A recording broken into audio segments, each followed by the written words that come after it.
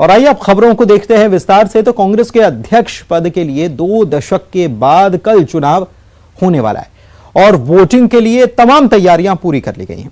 देश भर में 9800 डेलीगेट्स के लिए 68 पोलिंग बूथ बनाए गए और खबर है कि सोनिया गांधी और पूर्व पीएम मनमोहन सिंह दिल्ली में वोट डालेंगे, जबकि राहुल गांधी बेल्लारी में वोटिंग करेंगे। भोपाल में भी 3 पोलिंग बूथ बनाए गए हैं। हालांकि इस बीच खबर यह कि एमपी में शशि थरूर को कोई पोलिंग एजेंट भी नहीं मिला। देश की सबसे पुरानी पार्टी के नए अध्यक्ष के लिए होने वाली वोटिंग को लेकर संगठन स्तर पर तैयारियां पूरी कर ली गई हैं। 9800 डेलीगेट्स यानी वोटर्स के लिए 40 पोलिंग स्टेशन और 68 बूथ देश भर में बनाए गए हैं। वोटिंग सुबह 10 से शाम 4 बजे तक होगी, जबकि वोटों की गिनती 19 अक्टूबर बुधवार को होगी। उसी दिन नतीजे घोषित किए जाएंगे। 10 से 4 में मतदान होगा और 1 के बजाय सभी लोग टिक मार्क करेंगे। 2 में से किसी भी कैंडिडेट जो उनकी पसंदगी का होगा वो, और बैलेट बॉक्स के अंदर अपना बैलेट डालेंगे और है तो यहाँ पर 18 तारीख को लाएंगे, 19 को काउंटिंग होगा। करीब 40 पुलिस स्टेशन हमारे यहाँ है। यात्रा के लिए हमने स्पेशल बूथ वहाँ पर सेटअप किया है, जो डेलीगेट वहाँ पर यात्रा में चल रहे हैं, और करीब 67 जितने बूथ हैं सभी जगह के ऊपर। कांग्रेस मुख्यालय 24 अकबर रोड में भी बूथ बनाया गया है, जिसमें करीब 50 मतदाता मतदान करेंगे। कांग्रेस वर्किंग कमेटी के सदस्य 24 अकबर रोड पर स्थित पार्टी मुख्यालय पर वोट डालेंगे। कांग्रेस की अंतरिम अध्यक्ष सोनिया गांधी, पूर्व प्रधानमंत्री मनमोहन सिंह और पार्टी महासचिव प्रियंका गांधी कांग्रेस मुख्यालय में मतदान करेंगे। AICC के अंदर भी पोलिंग बूथ सेटअप किया है, जहां पर वर्किंग कमेटी के सभी मेंबर, सभी सीनियर लीडर जो हैं वो मतदान करने के लिए यहां पर आएंगे। 50 से ज्यादा लोग। पूरा चुनाव निष्पक्ष और फेयर और फ्री होने वाला है, उसमें कोई शंका किसी को रखने की जरूरत नहीं है। कांग्रेस प्रेसिडेंट सोनिया जी और मनमोहन सिंह जी भी यहाँ पर वोट करेंगे। राहुल जी यात्रा के अंदर होगी। यात्रा में उस दिन छुट्टी है, पर बॉर्डर पे होगी, तो कर्नाटक और आंध्र के बॉर्डर के ऊपर होगी, ऐसा हमें बताया गया है। पर वो जहाँ भी हो वहाँ पर बूथ सेटअप किया गया है सभी जो वोटर्स है उनके लिए, जो यात्रा में शामिल है। राहुल गांधी इस वक्त भारत जोड़ो यात्रा के लिए कर्नाटक में हैं। बेल्लारी में भारत जोड़ो यात्रा कैंप में वोटिंग की व्यवस्था की गई है और वहां भी पोलिंग बूथ बनाया गया है, जिसमें करीब 50 से ज्यादा डेलीगेट्स अपना वोट डालेंगे। वहीं कांग्रेस के पूर्व अध्यक्ष राहुल गांधी भी बेल्लारी में ही वोट डालेंगे। मध्य प्रदेश के PCC दफ्तर में भी 3 पोलिंग बूथ बनाए गए हैं। 502 डेलीगेट्स यहां वोट डालेंगे। कांग्रेस का नया अध्यक्ष कौन होगा, इसको लेकर कवायद अब आखिरी दौर में पहुंचती हुई नजर आ रही है। प्रदेश कांग्रेस दफ्तर में भी आप देख सकते हैं वोटिंग को लेकर व्यवस्था की गई है। कल यहां पर वोटिंग होना है और 502 डेलीगेट जो है नए अध्यक्ष के लिए चुनाव में हिस्सा लेंगे। सभी के लिए निर्देश जारी कर दिए गए हैं कि फोटो के साथ वो इस चुनाव प्रक्रिया में शामिल हो सकते हैं। साथ ही चुनाव अधिकारी हैं मधुसूदन मिस्त्री, उन्होंने भी व्यक्तिगत तौर पर मैसेज करके सभी डेलीगेट को कहा है कि वो निष्पक्ष होकर चुनाव कर सकते हैं। राजीव सिंह हमारे साथ मौजूद हैं। सर, क्या पूरे तैयारी है, किस तरीके से पूरा चुनाव होगा? देखिए, चुनाव प्राधिकरण द्वारा जो भी मधुसूदन मिस्त्री जी द्वारा हम लोगों को निर्देशित किया गया है, उनके जो प्रदेश निर्वाचन अधिकारी हैं उन्होंने जिस तरह से हमें निर्देश दिए हैं उस तरह से हम लोग यहाँ पोलिंग बूथ की व्यवस्था कर रहे हैं।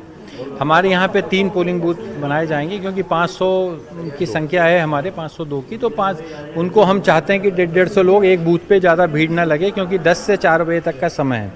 तो इसलिए हम 3 बूथ यहाँ पर बना रहे हैं। ऐसा निर्देश हमें प्राप्त हुआ था, तो अभी उसकी तैयारी हम लोग यहाँ पर कर रहे हैं। 137 साल पुरानी पार्टी के अध्यक्ष पद पर 2 दशक में ये पहला मौका है जब पार्टी की कमान गैर गांधी के पास होगी। पिछले 50 सालों का इतिहास देखें तो मात्र 2 बार ही कांग्रेस अध्यक्ष का चुनाव हुआ है, पहले 1997 में और फिर 2000 में। 1997 के चुनाव में 3 उम्मीदवार मैदान में थे। इनमें सीताराम केसरी, शरद पवार और राजेश पायलट थे। सीताराम केसरी 6224 वोट पाकर कांग्रेस अध्यक्ष बने थे। इसके बाद साल 2000 में कांग्रेस अध्यक्ष का चुनाव सोनिया गांधी और जितेंद्र प्रसाद के बीच हुआ था, जिसमें सोनिया गांधी को 7,448 और जितेंद्र प्रसाद को 94 वोट मिले थे। Bureau report, news 18। Madhya Pradesh में आज का दिन बड़ा दिन रहा, जहां एक तरफ मध्य प्रदेश में मेडिकल एजुकेशन हिंदी में इसकी शुरुआत कराकर इतिहास रचा गया, वहीं ग्वालियर चंबल अंचल के लिए भी बड़ी सौगातों की आधारशिला रखी जा चुकी है। प्रधानमंत्री मोदी और गृह मंत्री अमित शाह लगातार मध्य प्रदेश के दौरे कर रहे हैं। दर्जन भर बड़ी सौगातें या तो मिल चुकी हैं या फिर मिलने जा रही हैं। यानी एमपी में होने वाले 2023 के विधानसभा चुनाव में बीजेपी हर हाल में जीत सुनिश्चित करना चाहती है। इसके साथ ही 2019 में लोकसभा चुनाव में बम्पर सीटें जीतने वाली बीजेपी 24 में रफ्तार पकड़ने के लिए टनल, एक्सप्रेसवे, टर्मिनल और कॉरिडोर तैयार करा रही है।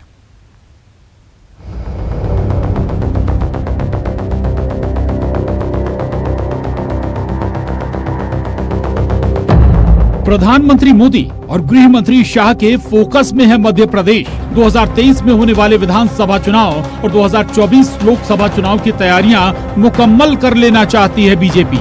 भोपाल ग्वालियर दौरे पर आए गृह मंत्री अमित शाह ने हिंदी में मेडिकल की पढ़ाई की सौगात दी, तो ग्वालियर चंबल अंचल के लिए नए एयर टर्मिनल की आधारशिला रख गए। इससे पहले प्रधानमंत्री मोदी ने कूनो में चीता प्रोजेक्ट और उज्जैन में महाकाल लोक का लोकार्पण कर जनता को समर्पित किया। बड़ी जनसभाओं में जनता को राजनीतिक संदेश भी दे गए मोदी शाह। महादेव, महाकाल महाप्रभु, महाकाल महारुद्र, महाकाल नमोस्तुते। प्रधानमंत्री आवास योजना के लिए न शहरी के लिए न ग्रामीण के लिए 4 आना भी नहीं दिया, सारी योजना बंद कर रख दी। फिर से शिवराज जी मुख्यमंत्री बने और आज योजना अपनी पटरी पर चढ़ गई। नल से जल, गरीब से गरीब व्यक्ति के घर में नल से जल पहुंचाने का कार्यक्रम किया, उसको भी कमलनाथ जी ने बंद कर दिया। इधर मुख्यमंत्री शिवराज सिंह और केंद्रीय मंत्री ज्योतिरादित्य सिंधिया ने ग्वालियर चंबल पर कांग्रेस और कमलनाथ को लपेटे में लिया। कहा कि कांग्रेस की 18 महीनों की सरकार में अंचल को लावारिस छोड़ दिया गया था। ग्वालियर चंबल संभाग वालों, प्रधानमंत्री श्रीमान नरेंद्र मोदी जी ने, केंद्र सरकार ने गरीबों के लिए घर दिए, लेकिन कमलनाथ जी तुमने तो वो घर भी चुरा लिए, वापस लौटा दिए, क्योंकि 40% पैसा इनको देना था। ग्वालियर का विकास ठप हो गया और जब सिंधिया जी ने कहा कि ग्वालियर के विकास को पैसे दीजिए तो कहने लगे निपट लेंगे, तो इनने निपटा दिया सिंधिया जी ने और भारतीय जनता पार्टी की सरकार ने। और आज मुख्यमंत्री के नाते ग्वालियर वालों, मैं आपको आश्वस्त कर रहा हूं, विकास की दौड़ में अपना ग्वालियर चंबल संभाग इंदौर और भोपाल को पीछे छोड़ेगा। वो 18 महीनों में जब कांग्रेस की सरकार थी, उस समय ग्वालियर चंबल संभाग को अकेले छोड़ा गया था। विकास और प्रगति के लिए असंभव सदैव कहा गया था, और आज अगर असलियत हुई है तो ग्वालियर चंबल संभाग में असंभव को संभव करने का कार्य राष्ट्र की भाजपा की सरकार और प्रदेश की भाजपा सरकार ने दोनों मिलकर कराया है। मेरे भाई और बहनों, आज जो स्थिति उत्पन्न हुई है, प्रधानमंत्री जी के नेतृत्व में, जेपी नड्डा जी के नेतृत्व में, अमित शाह जी के नेतृत्व में एक नए भारत का नया स्वरूप बन रहा है, और उस भारत में एक नया मध्य प्रदेश का स्वरूप बन रहा है। जब नया मध्य प्रदेश का स्वरूप बनेगा। ग्वालियर में कांग्रेस पर हुए राजनीतिक हमलों का जवाब कांग्रेस नेता सज्जन सिंह वर्मा ने दिया। कहा, बीजेपी झूठ की मशीन है। कांग्रेस ने कोई योजना बंद नहीं की। कांग्रेस ने हर अच्छी योजनाओं को सपोर्ट करके उनको बढ़ावा दिया। इतने डरे हुए हैं अमित शाह, जनता से ये हाथ जोड़ के बोल रहे हैं कि अब की गलती मत करना। अरे जो बीज तुम बो के गए हो, देखिए जहाँ सिंधिया रहते हैं उसी क्षेत्र से जहाँ उनका महल है, हमारा कांग्रेस का एमएलए जीता है अभी। तो आपने जो बीज बोए हैं जाति पाति के, भेदभाव के, ऊंच नीच के, तो वो परिणाम तो आपको भोगना पड़ेंगे। और ग्वालियर चंबल संभाग में जबरदस्त तरीके से बूम आया हुआ, पिछले बार के अपेक्षा और ज़्यादा सीटें हम वहाँ से जीतेंगे। तो अमित शाह समझ गए कि यहाँ बीजेपी की जमीन खोखली होती है। अगर केंद्रीय स्तर पर मिलने वाली सौगातों का गुणाभाग करें तो कई दूसरे राज्यों के मुकाबले एमपी फायदे में नजर आता है। साल भर का लेखा जोखा देखिए, कूनो, महाकाल लोक, हिंदी में MBBS, ग्वालियर में नया एयर टर्मिनल, रानी कमलापति स्टेशन, अटल एक्सप्रेसवे, भोपाल में फॉरेंसिक साइंस विश्वविद्यालय, तो रीवा सीधी टनल का शिलान्यास भी करेंगे मोदी। संघ बीजेपी के लिए नर्सरी के तौर पर रहे मध्य प्रदेश में बीजेपी 23-24 के लिहाज से कोई चूक नहीं चाहती। ग्वालियर से सुशील, शैलेंद्र और भोपाल से शरद अनुराग के साथ bureau report, news 18, Madhya Pradesh, Chhattisgarh. विधानसभा उपाध्यक्ष मनोज मंडावी का आज अंतिम संस्कार किया गया। सीएम भूपेश बघेल ने पार्थिव शरीर को कंधा दिया। विधानसभा अध्यक्ष, मंत्री, सांसद और विधायकों ने अंतिम विदाई दी। विधानसभा उपाध्यक्ष मनोज मंडावी के निधन पर एक दिन के राजकीय शोक की भी घोषणा की गई है।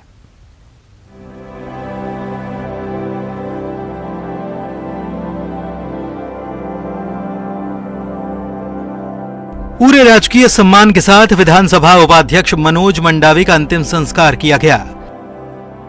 सीएम भूपेश बघेल ने पार्थिव शरीर को कंधा दिया। उनके पैतृक गांव नाथिया नवागांव में मनोज मंडावी का अंतिम संस्कार किया गया। सीएम भूपेश बघेल ने उनके निधन पर दुख जताया है और कहा है कि ये व्यक्तिगत क्षति है। मैं कह सकता हूँ कि व्यक्तिगत क्षति हुई है। उसका जहाँ हम लोग अभिन्न मित्र थे और विधानसभा में साथ में होते थे, और आज नहीं जो सुबह खबर मिली तो विश्वास ही नहीं हो रहा था कि मनोज मंडावी जी हमारे बीच नहीं है, क्योंकि इसे तबियत खराब होने की सूचना नहीं थी। 7 तारीख से ही मेरी मुलाकात हुई थी। ईश्वर उसके अपने चरणों में स्थान दे और दुख सहने की क्षमता उस परिवार को दे। विधानसभा उपाध्यक्ष के निधन पर प्रदेश में शोक की लहर है। विधानसभा उपाध्यक्ष मनोज मंडावी के निधन पर एक दिन के राजकीय शोक की घोषणा की गई है। विधानसभा अध्यक्ष चरणदास महंत, प्रदेश के सभी मंत्री, विधायक और सांसदों ने मनोज मंडावी को अंतिम विदाई दी। मुझे दुख है कि एक बहुत अच्छा मित्र, बहुत अच्छा साथी, हमारे परिवार का एक बहुत अच्छा प्रिय साथी हमारे बीच से आज चला गया है। हम सब लोग बहुत दुखी हैं। मैं ईश्वर से प्रार्थना करता हूँ पूरे परिवार को यह गहन दुख सहन करने की क्षमता प्रदान करें। एकाएक चले जाने से राजनीति में जो रिक्तता आई है वो भर पाना मुश्किल है।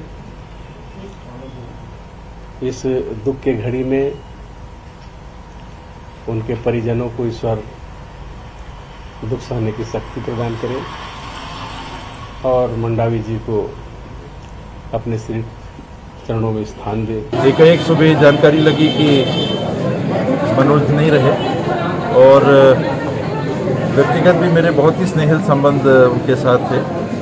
बहुत ही स्पष्टवादी, बोल्ड, निडर, आदिवासी हित में विशेष संवेदना रखने वाले, रुचि रखने वाले और सभी को साथ लेके चलने वाले जनप्रतिनिधियों में वो थे। कांकेर में मुख्यमंत्री भूपेश बघेल और अन्य नेताओं ने मनोज मंडावी से जुड़ी यादों को आम लोगों से साझा किया। इस दौरान सीएम भूपेश बघेल ने मनोज मंडावी के साथ बिताए गए पलों के बारे में लोगों को भी बताया। 7 तारीख को हम लोग मुरिया दरबार में कार्यक्रम था और उसके बाद दीपक के साथ एक कार्यक्रम में शामिल हुए। दीपक को बोला है कि चलो, उन्होंने कहा यहाँ और कार्यक्रम है तो रुक गए। राजभवन साथ में आया था और यही उतरे और यहाँ एक विलेज के प्रसंस्करण केंद्र का उद्घाटन हुआ। सब साथ में थे, भ्रमण भी किया और उन्होंने कहा मंदिर चलना है। मैंने कहा सनसेट हो रहा है, मनोज भाई जब दूसरी बार आऊंगा पक्का आऊंगा, लेकिन इसे पता था कि दूसरी बार आना हुआ नाथिया नाथ तो उसके शोक में आना पड़ा, अंतिम यात्रा में आना पड़ा। मनोज भाई के बारे में सब लोगों ने अपनी संस्मरण सुनाई और मनोज भाई छात्र जीवन से ही राजनीति में उनकी रुचि रही, 2 बार छात्र नेता है और अंत में जब भी हम लोग चर्चा करते थे छात्र जीवन के बारे में, छात्र राजनीति के बारे में जरूर चर्चा। बताया जा रहा है कि विधानसभा उपाध्यक्ष मनोज मंडावी का हार्ट अटैक से निधन हुआ। दरअसल शनिवार की रात वे धमतरी के सर्किट हाउस में रुके थे।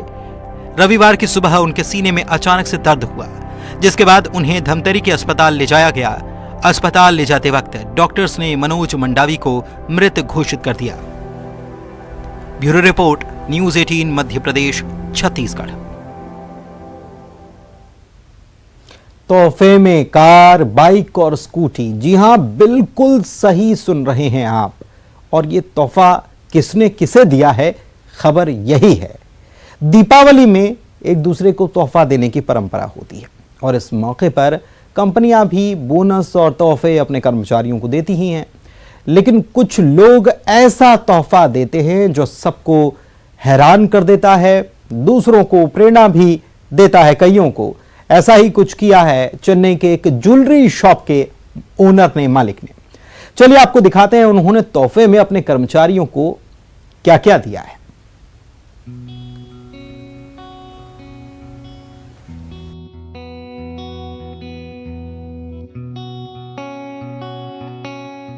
इन ब्रांड न्यू कार और बाइक को देखकर अगर आपको ऐसा लगता है कि ये किसी शोरूम का नजारा है, तो हकीकत में ऐसा नहीं है।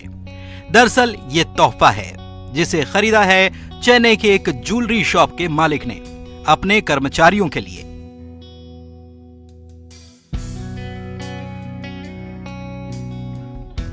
जी हां, दीपावली के मौके पर अपने कर्मचारियों के लिए एक बड़ा तोहफा। जाहिर है इस ग्रैंड गिफ्ट से ज्वेलरी शॉप के कर्मचारियों के लिए ये दिवाली बेहद खास बन गई है। ज्वेलरी शॉप के मालिक ने अपने कर्मचारियों और उनकी फैमिली मेंबर्स के लिए एक दीपावली मिलन समारोह आयोजित किया और इस मौके पर तोहफे में दी उन्हें गाड़ियां।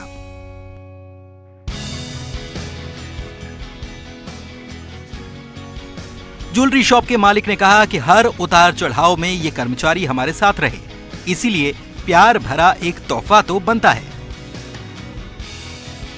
वो लोगों को मतलब मेरे साथ बिजनेस में और मेरा उतार चढ़ाव में सब जगह में वो लोग ने हम ट्रैवल किया है। उनको हमारा मतलब उन लोगों का कुछ में हम लोग करना चाहते थे, इसके लिए 10 लोगों को गाड़ी दे रहे हैं, कार मारुति स्विफ्ट, और 20 लोगों को बाइक दे रहे हैं। ज्वेलरी शॉप ने अपने 10 कर्मचारियों को कार और 20 कर्मचारियों को बाइक या स्कूटी तोहफे में दी। उनका कहना है कि कर्मचारियों के बारे में सोचना भी जरूरी है। ये देने की वजह से हम लोग को मतलब इतना बहुत अच्छा लग रहा है, बहुत बढ़िया लग रहा है कि भाई एम्प्लॉय हम कर रहे हैं तो हम दूसरे बड़े आदमी को हर कोई आदमी करता है, लेकिन एम्प्लॉय करने के लिए कोई नहीं है। हम लोग उनका मालिक नहीं बन रहे, मेरा फैमिली का मेंबर बना दिया उन लोगों को। हम लोग को अच्छा लग रहा है, फ्यूचर में इसे हम बहुत ज्यादा करते रहेंगे और एम्प्लॉय को भी लगेगा भाई कंपनी के लिए और भी बहुत मैं अच्छा काम कर रहा हूँ, उनका लिए उन्नति के लिए बहुत अच्छा करूँ करके उनको लगेगा। कंपनी का मानना है कि इस तोहफे से कर्मचारियों का न केवल मनोबल बढ़ेगा बल्कि निष्ठा भी। कर्मचारी भी खुश हैं कि कंपनी उनके काम की कद्र कर रही है। Bureau report, news 18।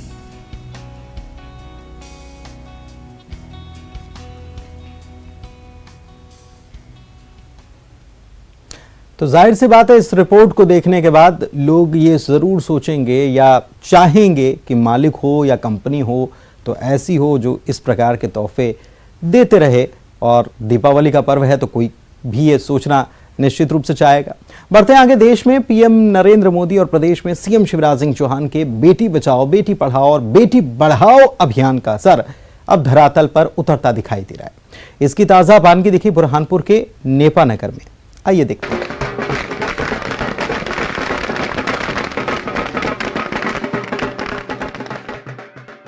ढोल नगाड़ों की आवाज, सजा धजा घर, नाचते गाते लोग, आतिशबाजी की धूम। ये कोई शादी का घर नहीं बल्कि नेपा नगर के बुधवारा मार्केट में रहने वाले चौकसे परिवार ने ये सारे जतन अपने परिवार में बिटिया के जन्म होने की खुशी में किए हैं। पेशे से कॉन्ट्रैक्टर विजय चौकसे के घर 3 महीने पहले बिटिया का जन्म हुआ। आज 3 महीने के बाद उनकी बेटी घर आई, जिसके स्वागत की खुशी में पूरा परिवार शामिल हुआ।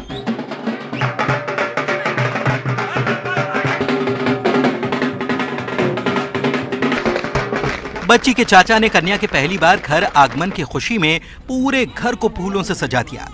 उसके घर पहुंचते ही पटाखों की आतिशबाजी कर गाजे बाजे की धुन पर पूरा परिवार झूम उठा और पुष्प वर्षा कर कन्या का जोरदार स्वागत कर गृह प्रवेश कराया गया।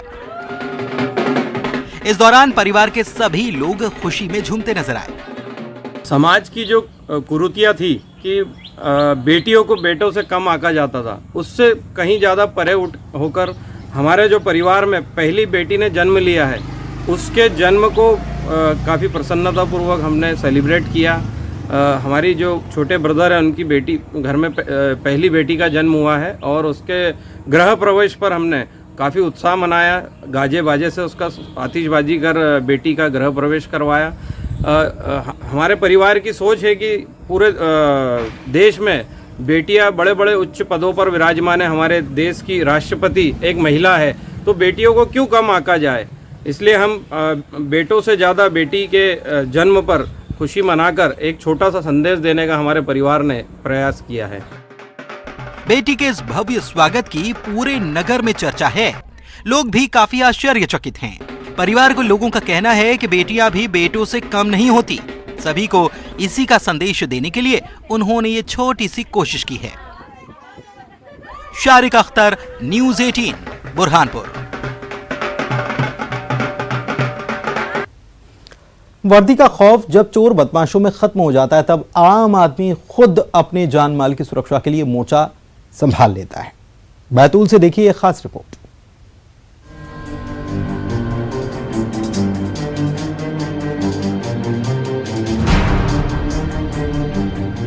हाथों में लाठी डंडे लिए ये लोग किसी विवाद को सुलझाने के लिए यहाँ जमा नहीं हुए, बल्कि चोरों से अपने अपने घरों को महफूज रखने के लिए गली के चौक चौराहों पर पहरा देने के लिए जमा हुए हैं।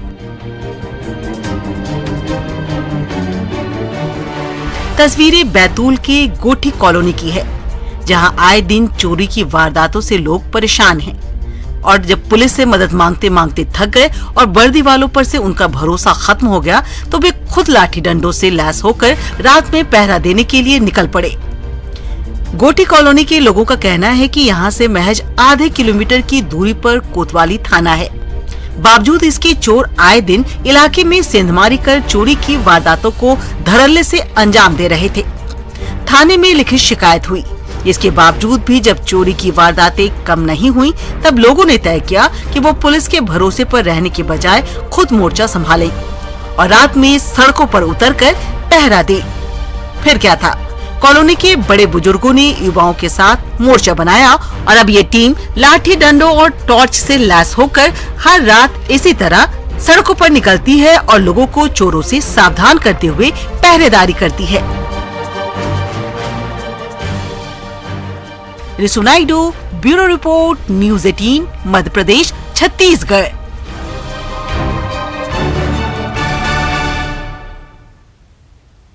और इसी के साथ इस बुलेटिन में इतना ही। दीजिए इजाजत। नमस्कार।